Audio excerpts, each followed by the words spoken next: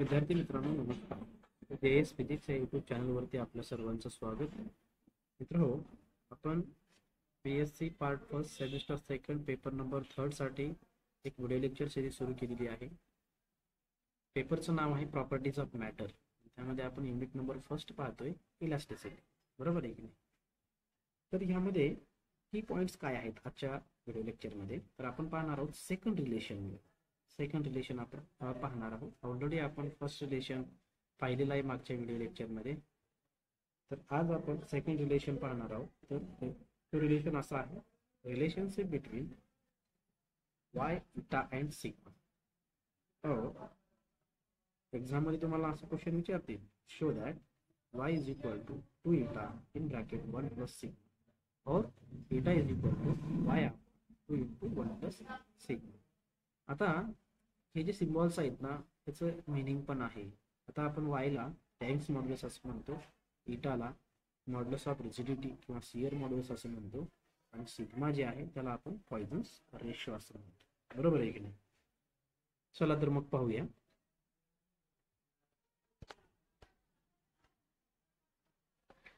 आता बघा, यामध्ये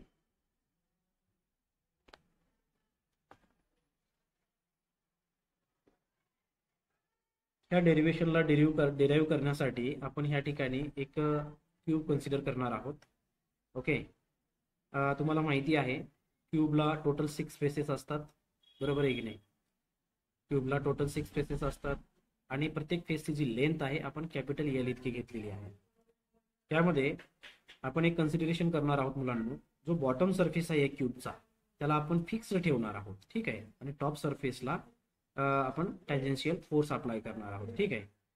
तुम्ही जर ह्या क्युबिकल स्ट्रक्चरचा जो फ्रंट व्ह्यू जर पाहिला तर तो असा दिसेल, ABC आणि D. बरोबर आहे की नाही? ABC आणि D.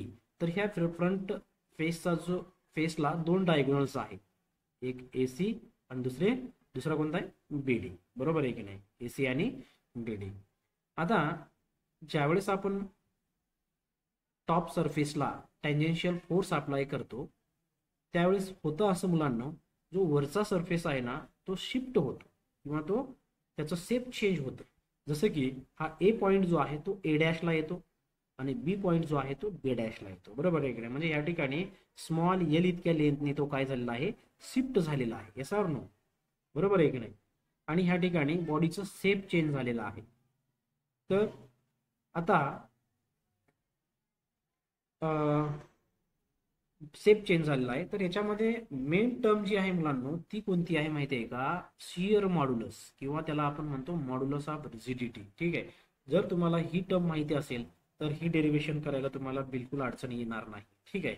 तर यामध्ये फक्त बॉडी काय होत आहे? शियर होत आहे. तर याच्यामध्ये शियर स्ट्रेस आलं, शियर स्ट्रेन आलं. बरोबर आहे की नाही?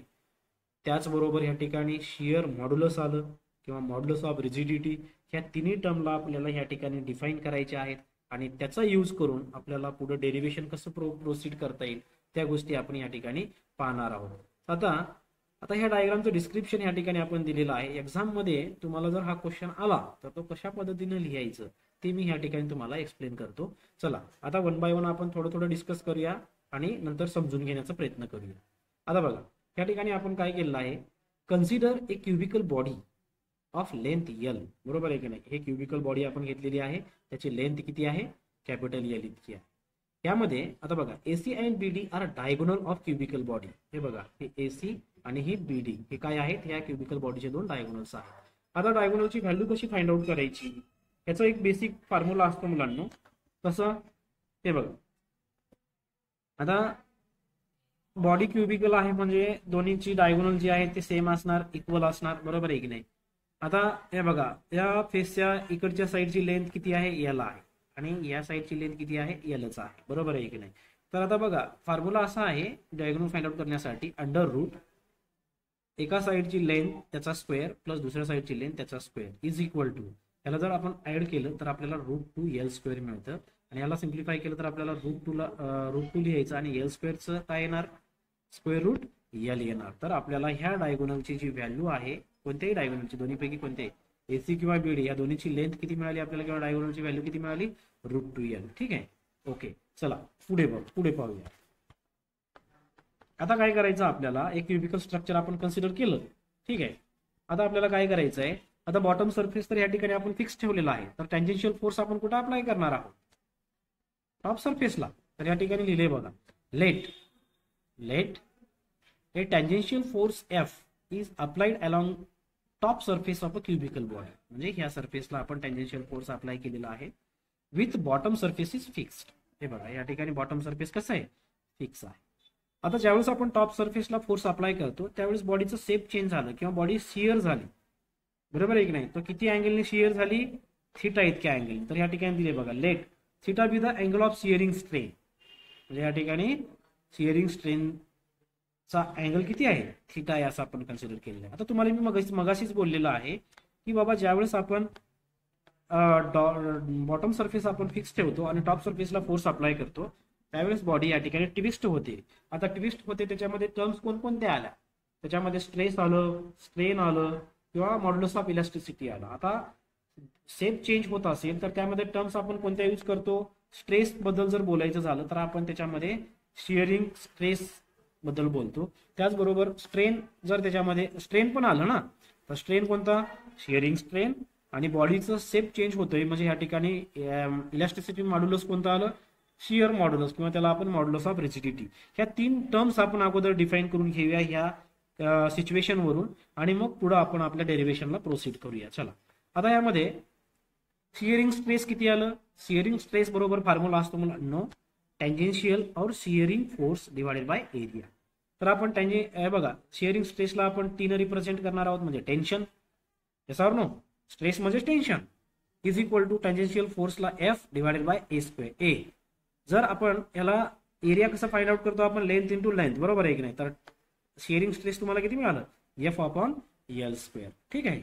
ओके, चला पुढे. आता बघा आता यामध्ये शिअरिंग स्ट्रेन किती मिळालं बघा, शिअरिंग स्ट्रेन किती मिळालं बघा. आपल्याला माहिती आहे शिअरिंग स्ट्रेन बरोबर काय असते formula, changing dimension to original dimension. ही बेसिक फॉर्म्युला आहे, बरोबर आहे की नाही स्ट्रेनचा.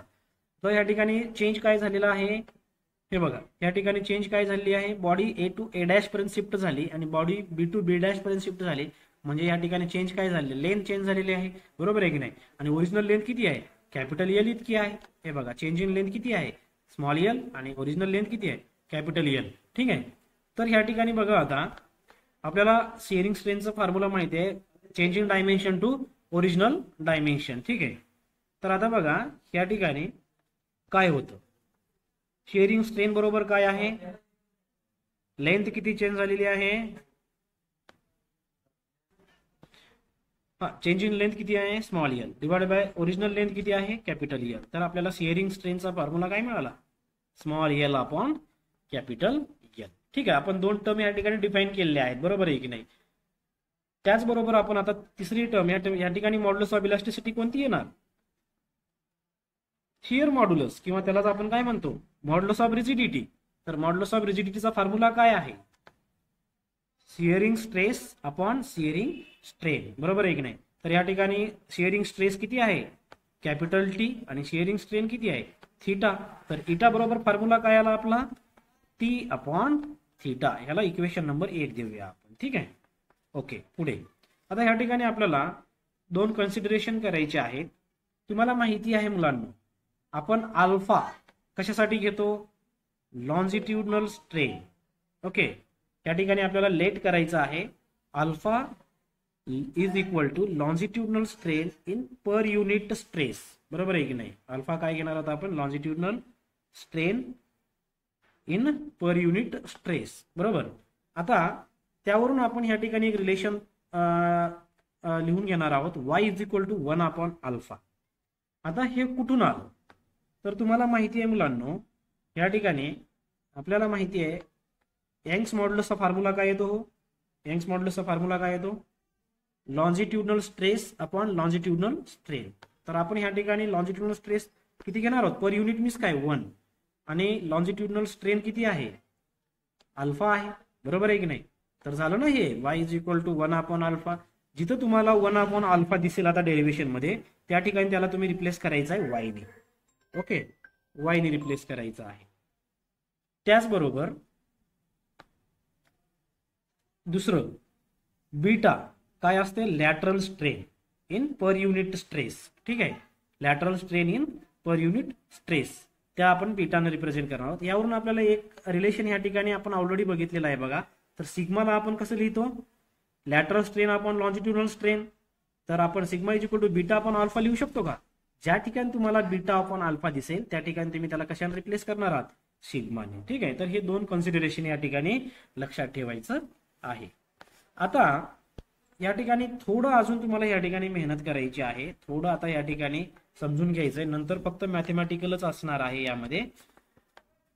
आता ज्यावेळेस आपण टँजेन्शियली फोर्स अप्लाय केला त्या बॉडीला, बरोबर आहे की नाही, टँजेन्शियली फोर्स अप्लाय केला त्यावेळेस काय होणार, या ठिकाणी काय झालेलं आहे, बॉडीचं शेप चेंज झालेला आहे, म्हणजे बॉडी डिफॉर्म झाली. आता डिफॉर्मेशनच्या नंतर काय होणार ते आपण या ठिकाणी पाहूया आणि त्याच्याबद्दल आपण या ठिकाणी डिस्कस करू. आता बघा, आफ्टर डिफॉर्मेशन या ठिकाणी तुम्ही जर पाहिला मुलांनो, तर या ठिकाणी ए पॉईंट जे आहे तो ए डॅशला शिफ्ट झालेला आहे, बी पॉईंट जो आहे तो बी डॅशला शिफ्ट झालेला आहे, बरोबर. आणि ह्याला जर आपण या ठिकाणी जॉईन करून घेतला तर तुम्हाला या ठिकाणी ह्या क्यूबचा एक नवीन फेस बघायला मिळेल. हे बघा अशा पद्धतीचा, बरोबर आहे की नाही. आणि या फेसला दोन नवीन डायगोनल्स या ठिकाणी आपल्याला बघायला मिळतील. एक डायगोनल आहे ए डॅश सी आणि दुसरी डायगोनल कोणती आहे, बी डॅश डी. अशा दोन डायगोनल्स आपल्याला या ठिकाणी बघायला मिळतील, बरोबर आहे की नाही. आता पुढे काय होणार आहे ते आपण बघूया आफ्टर डिफॉर्मेशन, आणि या ठिकाणी आपल्याला काय काय समजून घ्यायचं आहे ते बघू आपण. चला, आफ्टर डिफॉर्मेशन एक्सटेन्शन इन बीडी. आता बघा या ठिकाणी बीडी मध्ये एक्सटेन्शन आलं. आता बीडी कुठे आहे, हे बघा या ठिकाणी तुम्ही जर बघितला बीडी कुठे आहे, हे बघा हे ऍक्च्युली बीडी आहे. ज्यावेळेस आपण त्याला टँजेन्शियली फोर्स अप्लाय केला त्यावेळेस बॉडीमध्ये एक्सटेन्शन आलं आणि जी डायगोनल बीडी होती ती आता नवीन चेंज होऊन ती बीडी डॅश झाली, बरोबर आहे की नाही. हे बघा बीडी डॅश इतकी झाली, येस और नो, ओके. आणि दुसरं काय होतं या ठिकाणी, कॉम्प्रेशन पण होत आहे. बघा आता तुम्ही एसी जी डायगोनल होती मुलांनो, एसी ती आता ह्या ठिकाणी after deformation A dash C बनलेली आहे, बरोबर आहे की नाही, ए डॅश सी. तर ह्या ठिकाणी बघा बी डीच्या अलॉंग या ठिकाणी एक्सटेन्शन प्रोड्यूस झालेला आहे आणि एसीच्या अलॉंग या ठिकाणी आपल्याला कॉम्प्रेशन प्रोड्यूस झालेलं दिसते, बरोबर आहे की नाही. एक्सटेन्शन आणि कॉम्प्रेशन प्रोड्यूस झालेलं दिसत आहे. आता यामध्ये एक्सटेन्शन झालं तर किती झालं किंवा कॉम्प्रेशन झालं तर किती झालं हे आपण या ठिकाणी पाहणार आहोत. चला पाहूया.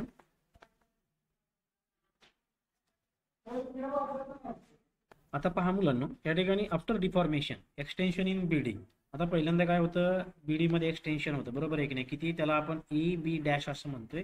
डायग्राम मध्ये मी ते शो केलेलं आहे, ई बी डॅश कुठे आहे ते, हे बघा हे ई बी डॅश इतकं एक्सटेन्शन झालेलं आहे या ठिकाणी. ठीक आहे, तर बघा एक्सटेन्शन बीडी कशामुळे ते एक्सटेन्शन झालेलं आहे त्या ठिकाणी. तर बघा आता इज ड्यू टू, फर्स्ट काय होतं, एक्सटेन्शनल स्ट्रेस. पहिलं काय मिळालं आपल्याला, एक्सटेन्शनल स्ट्रेस अलॉंग बीडी, बरोबर आहे की नाही. या ठिकाणी बीडीच्या अलॉंग एक्सटेन्शन झालेलं आहे. आता डायग्राम आपण या ठिकाणी जर बघितली तर त्याचा शेप अशा पद्धतीने चेंज झालेला आहे बघा, बरोबर आहे की नाही.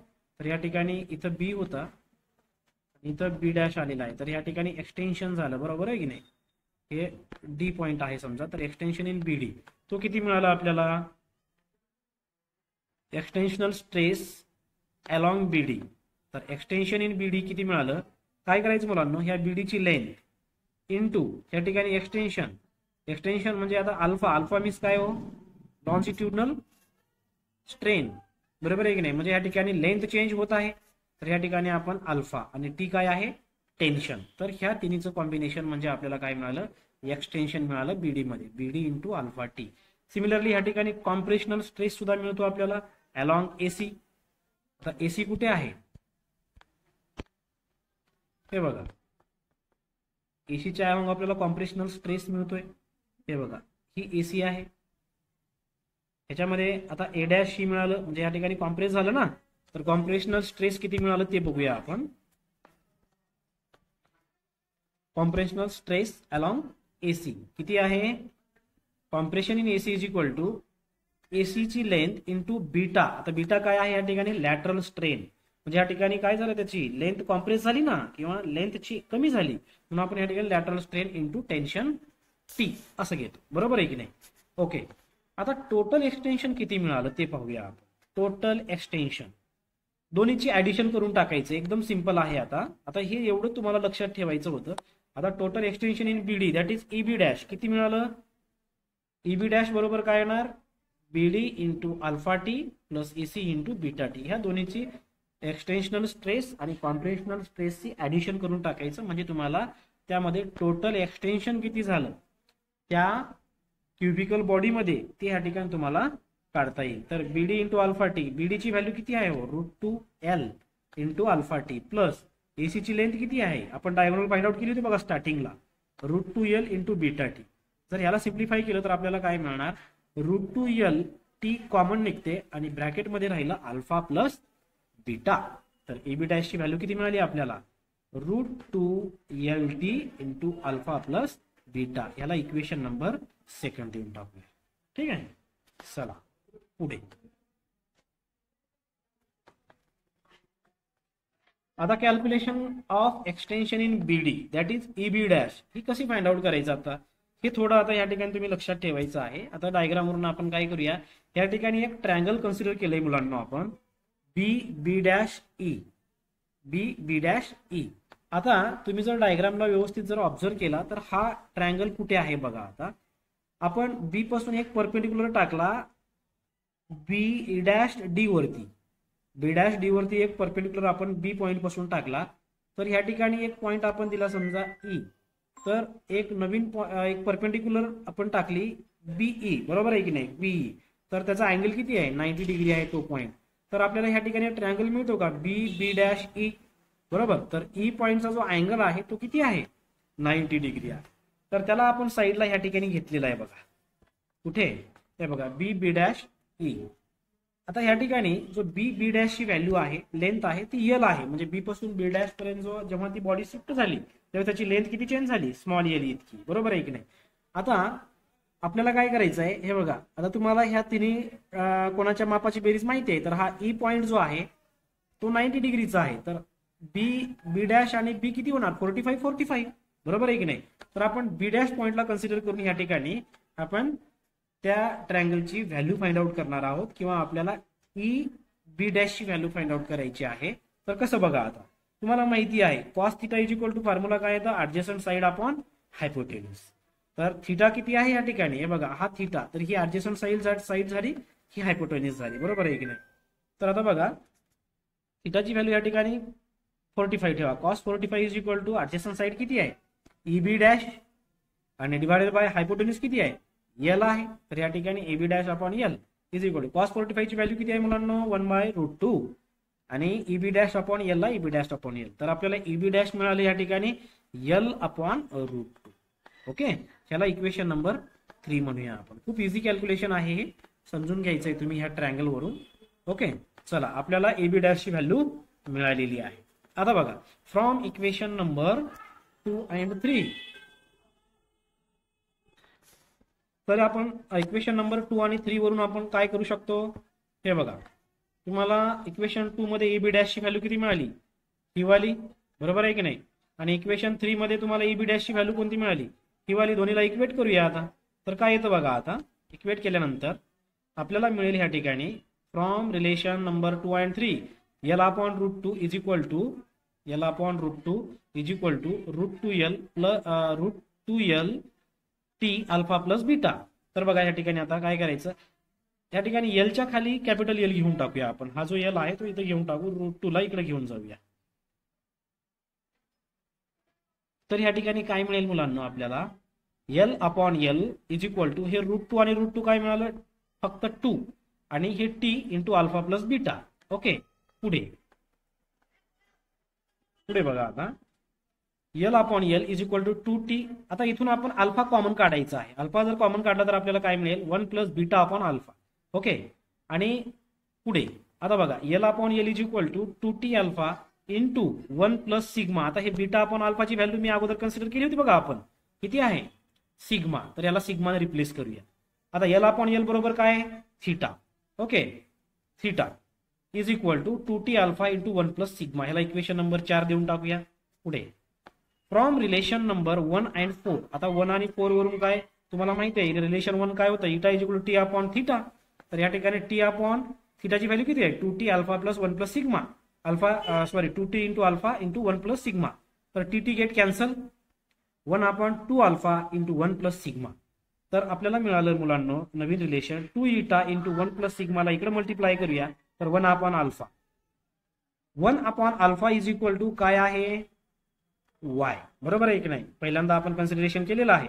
तर वाय इज इक्वल टू आपल्याला नवीन रिलेशन मिळेल मुलांना 2 इटा इंटू 1 प्लस सिग्मा किंवा eta is equal to y upon 2 times 1 plus sigma. तर अशा पद्धतीनं आपल्याला वाय इटा अँड सिग्मा मध्ये रिलेशन पाहता येतं. ठीक आहे, तर या व्हिडिओ लेक्चरमध्ये बस एवढंच. भेटूया नवीन व्हिडिओमध्ये. व्हिडिओ जर आवडला असेल चॅनलला सबस्क्राईब करा, बेल आयकन प्रेस करायचं विसरू नका जेणेकरून तुमच्या मित्रांपर्यंत नोटिफिकेशन जाईल. तर भेटूया नवीन व्हिडिओ लेक्चरमध्ये. त्यामध्ये आपण रिलेशन 3 आणि रिलेशन 4 पाहणार आहोत. तर ते आपण पाहूया. आजच्या व्हिडिओमध्ये एवढंच. थांबूया. थँक्यू.